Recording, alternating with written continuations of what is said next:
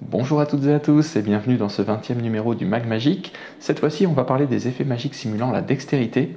On va essayer de créer un tour de magie avec l'intelligence artificielle ChatGPT. Et on finira sur une imprimante portable Bluetooth qui pourrait bien devenir votre meilleur compagnon pour vos futures créations magiques.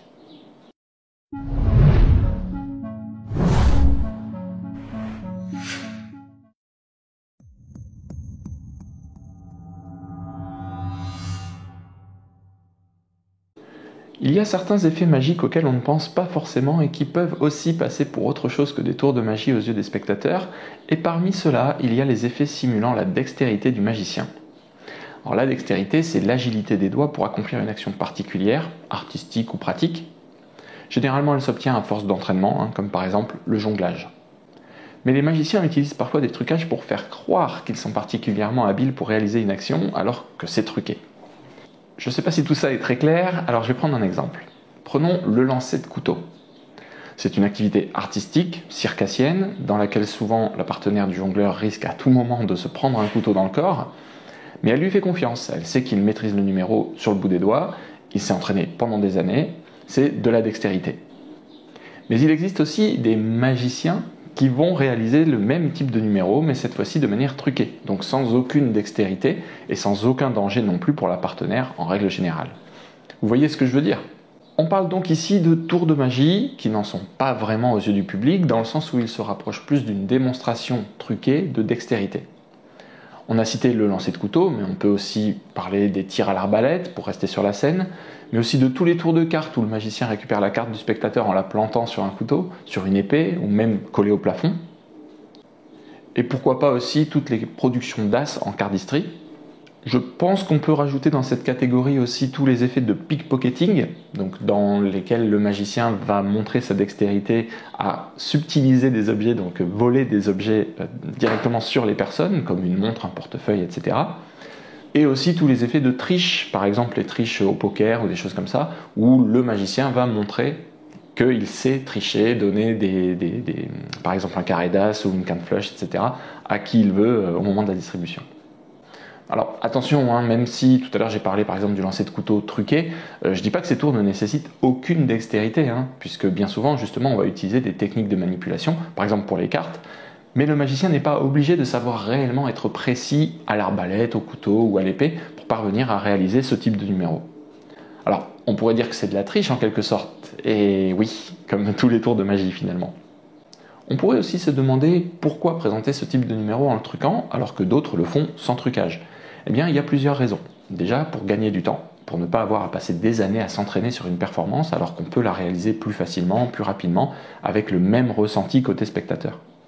La deuxième raison, c'est pour arriver à le faire, parce que parfois la vraie manip est tellement complexe que le magicien pourrait ne jamais y arriver, par exemple s'il aurait fallu qu'il commence dès son enfance.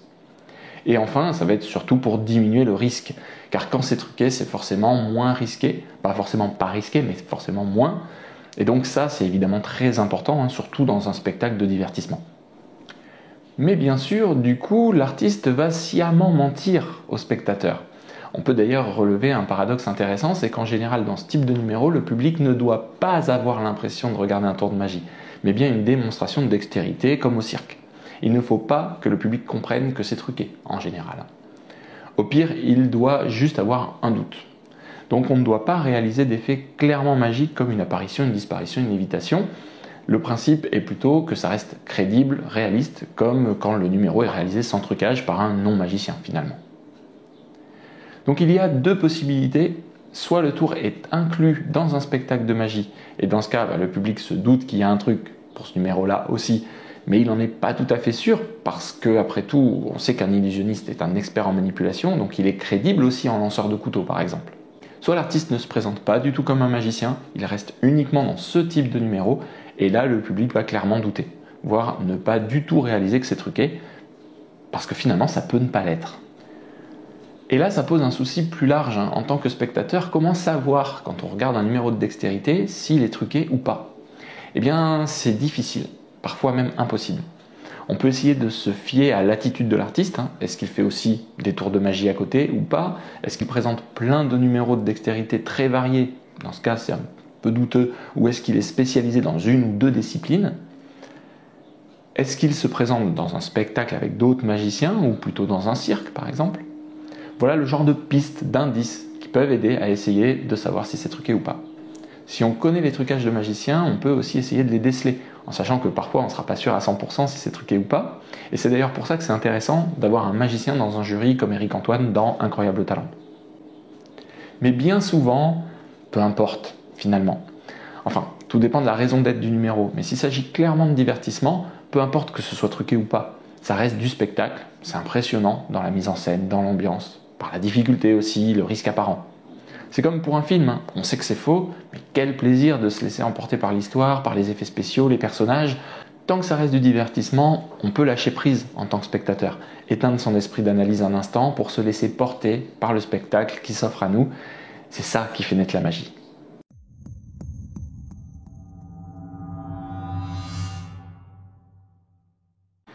Vous connaissez sûrement ChatGPT, ce logiciel de discussion appelé chatbot, basé sur une intelligence artificielle qui fait énormément parler de lui depuis plusieurs mois. Peut-être que vous l'avez d'ailleurs déjà testé ou que vous l'utilisez même régulièrement vous-même. Eh bien, je vous propose de voir comment il s'en sort quand on lui parle de magie, et on fait un petit débrief juste après. Voilà, donc on se retrouve devant ChatGPT, et on va pouvoir lui demander donc de nous créer un tour de magie. On va lui dire salut, il faut toujours être agréable et poli avec les robots.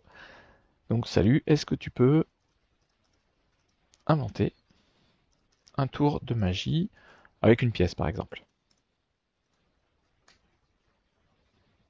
Alors, bien sûr, voici un tour de magie simple et amusant que tu peux faire avec une pièce. Matériel requis, une pièce de monnaie. Commence par montrer la pièce au spectateur pour qu'il puisse vérifier qu'elle est ordinaire. Place la pièce sur le dos de ta main gauche, près de ton pouce, en la maintenant avec ton pouce et ton index. Fais un mouvement de secousse avec ta main gauche comme si tu allais lancer la pièce en l'air, mais en réalité, garde la pièce en place dans ta main. Alors on va revenir sur des incohérences. Pendant que tu fais le mouvement de secousse, détourne légèrement l'attention des spectateurs en pointant avec ton autre main ou en faisant un geste quelconque. Profite de ce moment de diversion pour lâcher subtilement la pièce dans ta main gauche, sans que personne ne le remarque. Après avoir détourné l'attention pendant quelques instants, ouvre ta main gauche pour montrer qu'il n'y a plus de pièces. Vous voyez qu'il y a un petit souci. Hein. Les spectateurs seront surpris de constater que la pièce a mystérieusement disparu. Pour rendre le tour encore plus impressionnant, tu peux également faire réapparaître la pièce. Par exemple, tu peux prétendre souffler sur ta main et la pièce réapparaîtra mystérieusement. Assure-toi de bien t'entraîner pour rendre le lâcher de la pièce le plus discret possible. La clé de ce tour réside dans la diversion et la manipulation subtile de la pièce pour créer l'illusion de sa disparition. Amuse-toi bien avec ce tour de magie avec une pièce. Donc là, vous voyez que, en soi, ce qui est vraiment bluffant, hein, c'est la pertinence des phrases, la construction. On est en français, mais ça fonctionne dans énormément de langues, presque toutes les langues du monde entier. Je lui ai juste demandé est-ce que tu peux inventer un tour de magie, et il a créé un tour de lui-même qui semble bon. Maintenant, vous avez remarqué à la lecture qu'il y a quand même des incohérences. Par exemple, il nous dit, alors c'est où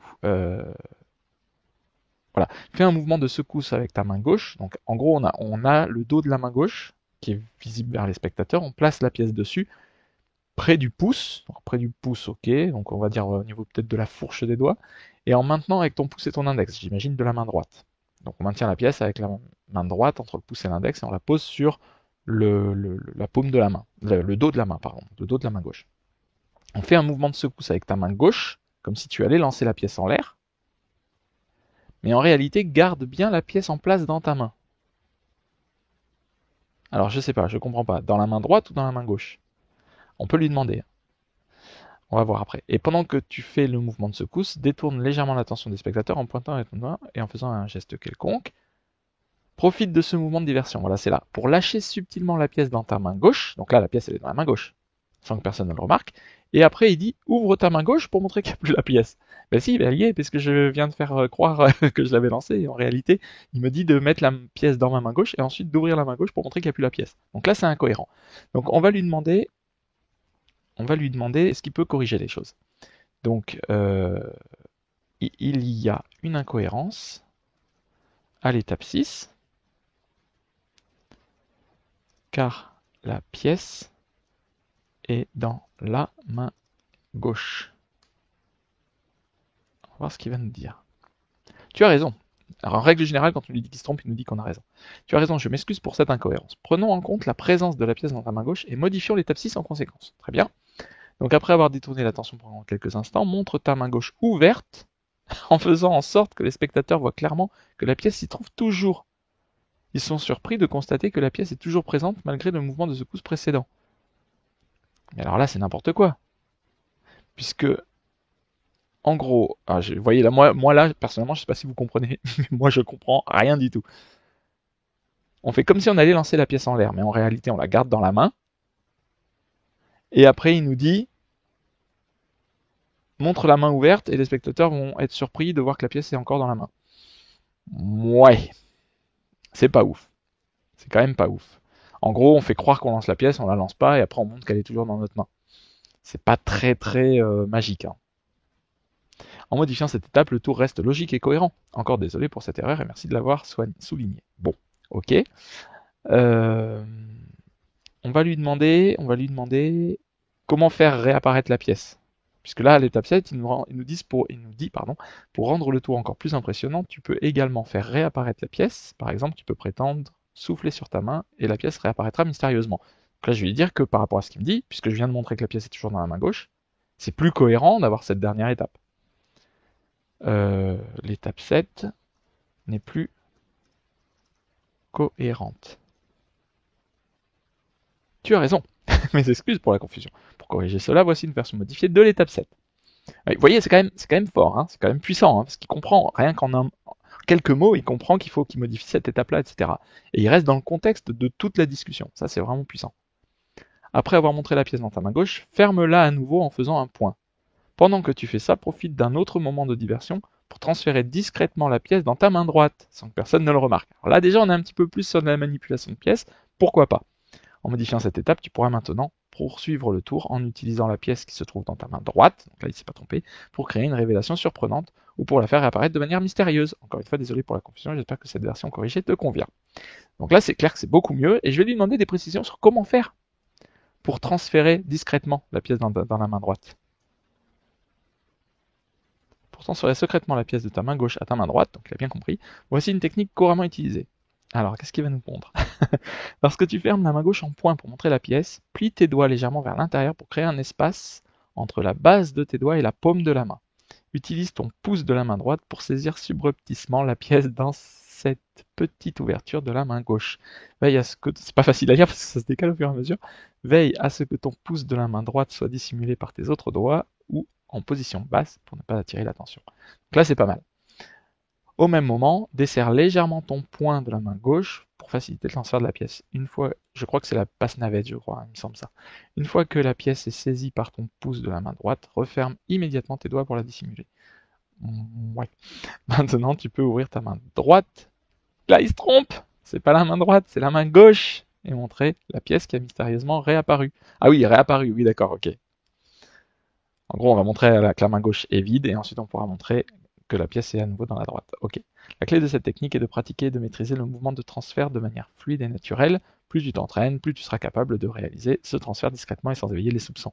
N'hésite pas à répéter le mouvement à plusieurs reprises devant un miroir pour perfectionner ta technique. Amuse-toi bien avec ton tour de magie. Bon, là, ça va. On obtient une version pas trop mal. Bon, c'est un effet de téléportation en fait de la pièce. On fait croire qu'on lance la pièce en l'air, au final elle est dans la main gauche toujours, et ensuite on ferme le poing gauche, on fait un mouvement avec la main droite pour récupérer la pièce, sans que ça se sache, et puis ensuite on va montrer qu'elle a disparu de la main gauche et qu'elle est passée à la main droite, pourquoi pas. Alors maintenant on va lui demander peut-être le texte, une idée, un exemple de texte que pourrait dire le magicien. On va voir ce qu'il va dire. Alors, désolé, j'étais obligé de couper. Donc il nous dit, mesdames et messieurs, je vais maintenant vous montrer un tour fascinant avec cette simple pièce de monnaie. Observez attentivement. Regardez bien cette pièce dans ma main gauche. Je vais la faire disparaître juste sous vos yeux. Jusque-là, ça va. Le magicien effectue les mouvements décrits précédemment en utilisant la technique pour transférer la pièce discrètement dans sa main droite. Maintenant, prêtez attention, je vais faire réapparaître la pièce de manière tout aussi mystérieuse. Concentrez-vous sur ma main droite. À la Kazam, le magicien ouvre la main droite pour révéler la pièce, donnant ainsi l'illusion qu'elle a mystérieusement réapparu. La magie est étonnante, n'est-ce pas? Vous pouvez inspecter la pièce si vous le souhaitez. Elle est tout à fait ordinaire. La magie réside dans l'illusion et la manipulation des perceptions. J'espère que vous avez apprécié ce tour. N'hésite pas à personnaliser le texte en fonction de ton style et de ta personnalité en tant que magicien. L'essentiel est de maintenir l'attention du public et de créer une ambiance mystérieuse et amusante autour du tour de magie. Alors franchement, sincèrement, je suis assez bluffé quand même, j'avoue, parce que ça marcherait pas trop mal, je pense. Le seul truc, je trouve, qui me plaît pas beaucoup, c'est de dire à l'avance, je vais faire réapparaître la pièce. C'est pas, voilà, il vaut mieux garder l'effet de surprise, et donc on le perd. Mais j'avoue qu'au final, c'est pas mal. C'est pas mal du tout. Alors on peut aller un petit peu plus loin, on peut lui demander, par exemple, s'il connaît certaines techniques. On peut lui demander qu'est-ce qu'une levée double, par exemple. Qu'est-ce qu'une levée double en magie des cartes? La levée double est une technique couramment utilisée en magie des cartes. C'est une méthode de manipulation des cartes qui permet au magicien de faire croire qu'il ne prend qu'une seule carte de la main, alors qu'en réalité, il en prend deux. Voici comment la levée double fonctionne. Le magicien tient un paquet de cartes dans sa main, face cachée vers le public. Il utilise son pouce pour pousser les deux premières cartes du paquet vers l'extérieur, créant ainsi un léger écart entre ces cartes et le reste du paquet, entre ces deux cartes et le reste du paquet. En utilisant son autre main, le magicien saisit ce léger écart entre les deux cartes et les soulève ensemble comme s'il ne s'agissait que d'une seule.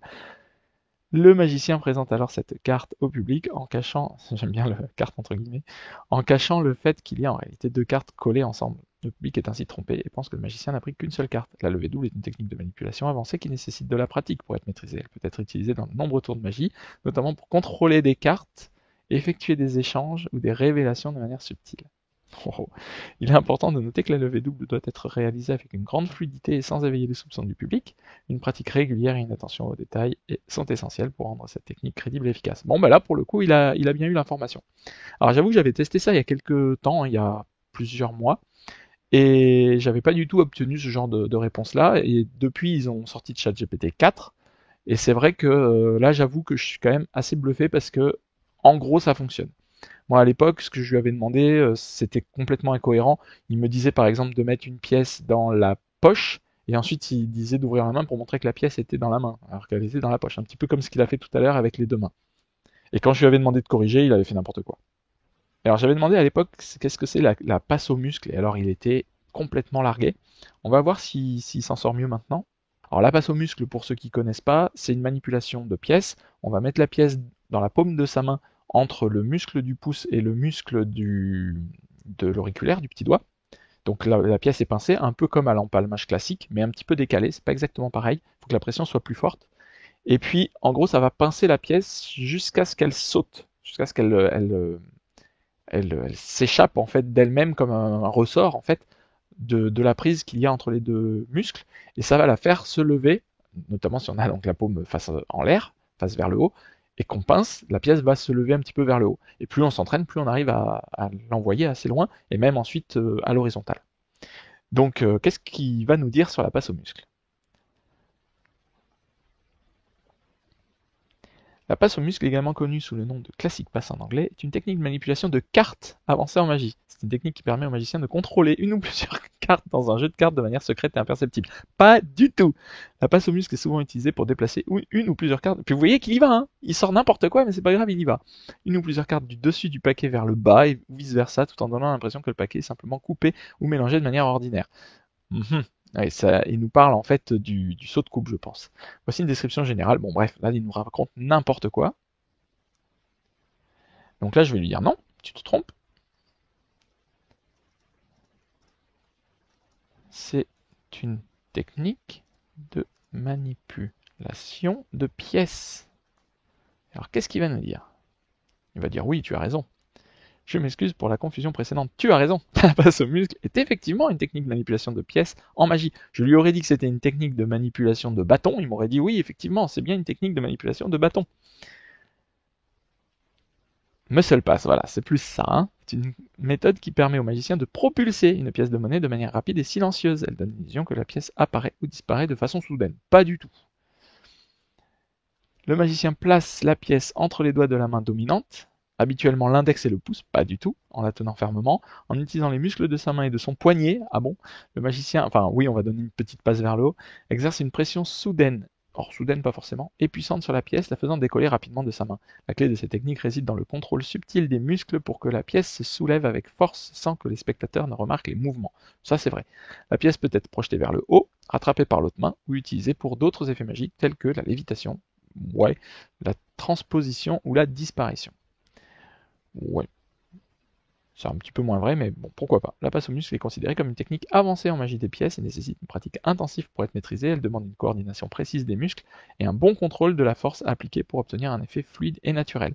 Il est important de noter que la sécurité est primordiale lors de l'exécution. La sécurité lors de l'exécution de la passe au muscle, car une mauvaise exécution ou une pression excessive peut causer des blessures aux mains ou envoyer la pièce à une trajectoire imprévisible. Alors, oui, des blessures, c'est un bien grand mot, c'est-à-dire qu'effectivement, à force de le faire, notamment pendant l'entraînement, on peut, comment dire, s'irriter un petit peu la peau, mais on se blessera pas plus que ça, hein. C'est-à-dire que ça va faire un petit peu comme quand on joue de la guitare, ça va faire de la corne au bout d'un moment, parce que la peau va être frottée contre le bord dur et coupant un peu de la pièce, donc forcément, ça va s'irriter, mais ça va pas causer des blessures. Par contre, envoyer la pièce à une trajectoire imprévisible, oui, c'est possible. Maintenant, elle va pas aller très loin non plus, hein.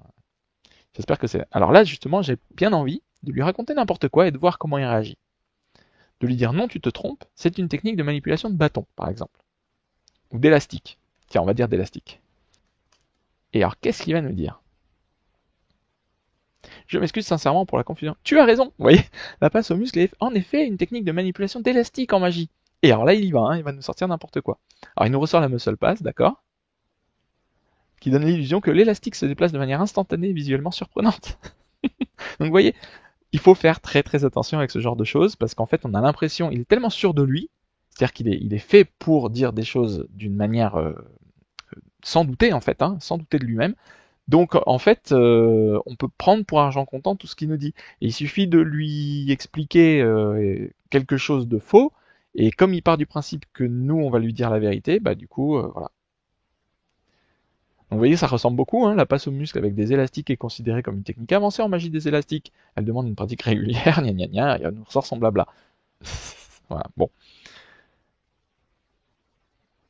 Donc faites attention, méfiez-vous, il n'y a rien de magique dans ChatGPT, ce n'est que de la, comment dire, de l'imitation, c'est-à-dire qu'il a été abreuvé d'informations, et il va comprendre, là pour le coup, la compréhension des questions, des questions qu'on lui pose ou des phrases qu'on lui dit, là pour le coup c'est vraiment bien parce qu'il comprend tout de suite le contexte et il le recontextualise dans l'ensemble de la discussion, donc ça c'est vraiment fort.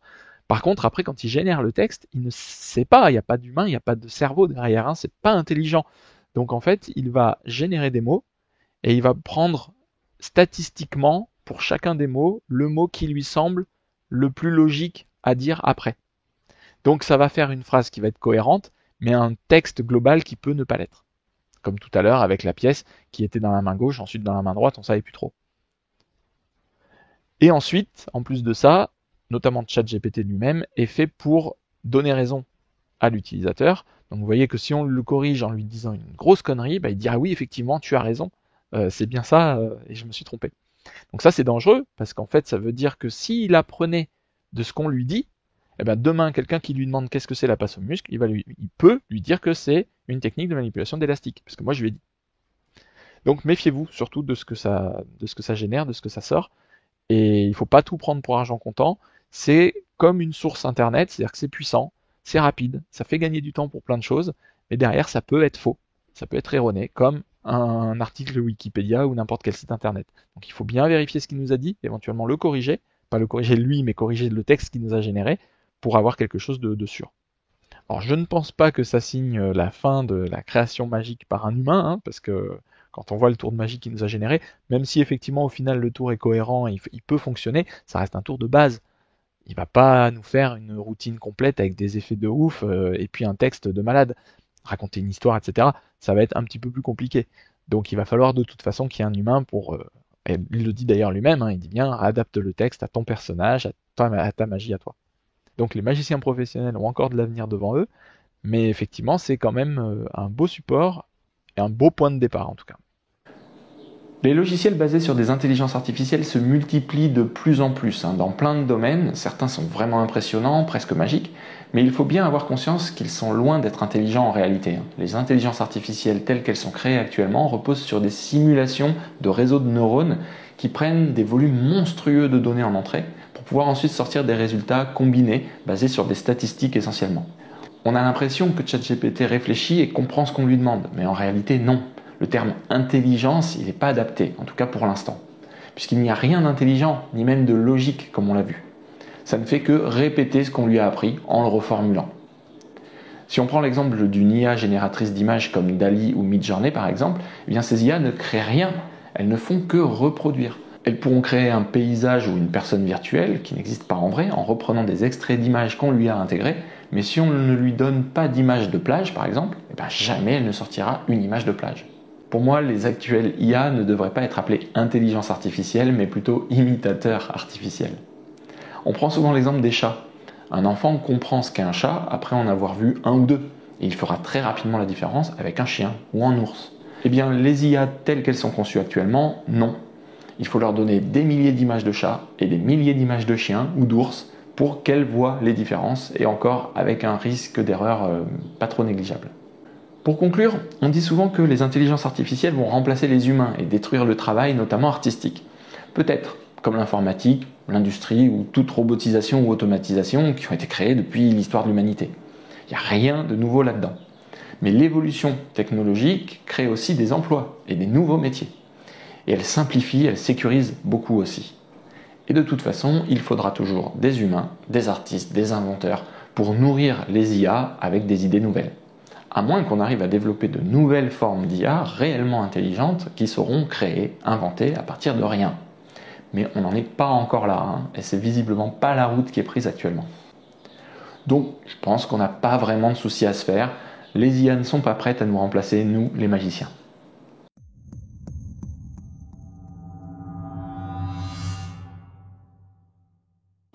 Pour finir ce mag magique, je voulais vous parler des imprimantes photo Bluetooth. Je ne sais pas si vous connaissez, mais ce sont des petites imprimantes portables. Donc là ici j'en ai un exemplaire que vous pouvez connecter en Bluetooth avec votre téléphone portable pour imprimer vos photos.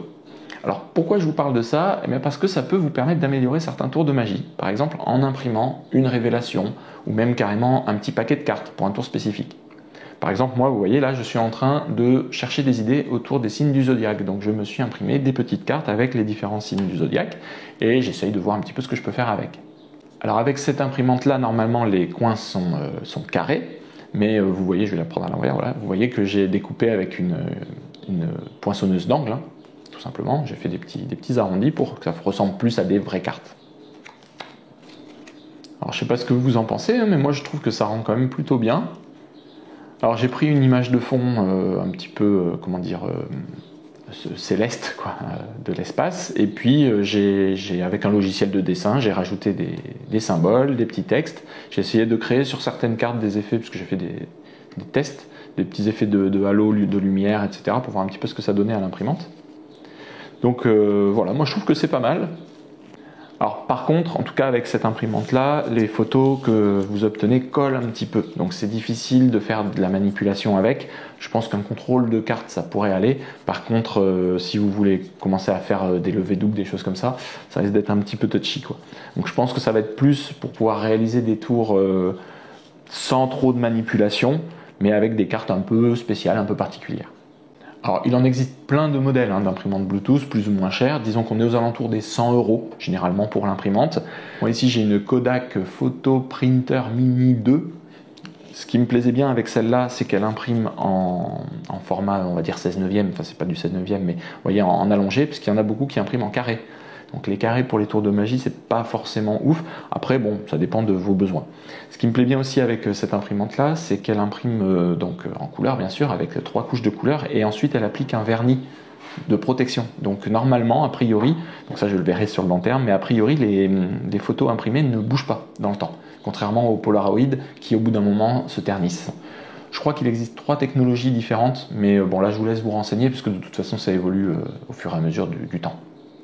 Donc bien sûr il y a l'imprimante à acheter et le papier. Alors pour celle-là, donc l'imprimante je l'ai payée je crois 90 € sur Amazon, elle était un petit peu en promo. Et ici vous avez la cartouche de papier que vous achetez, donc on voit ici un petit ruban qui défile et puis qui va apposer les couleurs, et puis les papiers qui sont ici et qui vont sortir par là. Mais à l'intérieur après il reste plus grand chose, hein. Voilà, donc on achète les cartouches de papier. Alors pour celle-ci, ce qui me plaisait bien aussi, c'est que le papier n'est pas très très cher, enfin tout est relatif, mais je crois que c'est 20 € les 30 feuilles. Je vous insère quelques autres modèles qui existent, mais bon après voilà, allez regarder sur les sites comme Amazon ou dans les boutiques comme Boulanger, Darty, la Fnac, etc. Vous allez voir un petit peu ce qui existe dans les différents prix. Il y a pas mal de tutos aussi sur internet, enfin de tests d'imprimantes sur internet pour pouvoir voir le bruit qu'elles font, le rendu des photos, la qualité, etc. Sur le site Les Numériques aussi, vous avez beaucoup d'imprimantes qui ont été testées, comparées, et ils expliquent un petit peu justement les différentes technologies qui existent. Donc tout ça, je vous laisse vous renseigner si ça vous intéresse. Alors bien sûr, l'intérêt d'avoir une imprimante comme ça, c'est pas que pour la magie, hein, évidemment, vous allez pouvoir imprimer vos propres photos, les photos de vacances ou autres, donc sur des petits papiers comme ça, pour ensuite pouvoir les mettre sur le frigo, les donner à quelqu'un, les garder dans votre portefeuille, peu importe. Ce qui est intéressant, c'est que comme c'est le téléphone qui va envoyer la photo, contrairement au Polaroid, là vous allez pouvoir en imprimer autant que vous voulez, vous allez pouvoir les sélectionner, les imprimer en plusieurs exemplaires, vous allez pouvoir rajouter du texte, modifier des choses, appliquer des filtres, peu importe. Donc ça c'est intéressant. Et surtout, pour la magie, vous allez pouvoir concevoir vos images, les déposer sur votre téléphone, ou même les concevoir directement dessus, il y a des applis pour ça, et ensuite les imprimer. Donc une fois que vous avez votre image, vous lancez l'impression sur l'imprimante. Voilà, donc j'ai trouvé que c'était un achat qui pouvait quand même intéresser les magiciens, donc c'est pour ça que je vous en ai parlé cette fois-ci. N'hésitez pas à me dire ce que vous en pensez, est-ce que vous avez aussi une imprimante, est-ce que vous vous en servez déjà pour la magie ou pas, et voilà, donnez-moi votre avis, ça sera toujours intéressant à lire. N'oubliez pas de rester jusqu'à la fin pour découvrir la citation magique de ce 20e numéro du Mac Magique. Si vous voulez en savoir plus sur les intelligences artificielles, je vous renvoie vers la chaîne Science Étonnante qui a traité plusieurs fois du sujet. De notre côté, on approche de la fin de la série sur la classification des effets magiques. On pourra ensuite parler plus concrètement de la création et la personnalisation d'un tour de magie. Et vous verrez qu'on fera le lien avec tout ce qui a été dit depuis le début de la chaîne. J'ai vraiment trop hâte. Merci d'être resté jusque là, prenez soin de vous et à très bientôt.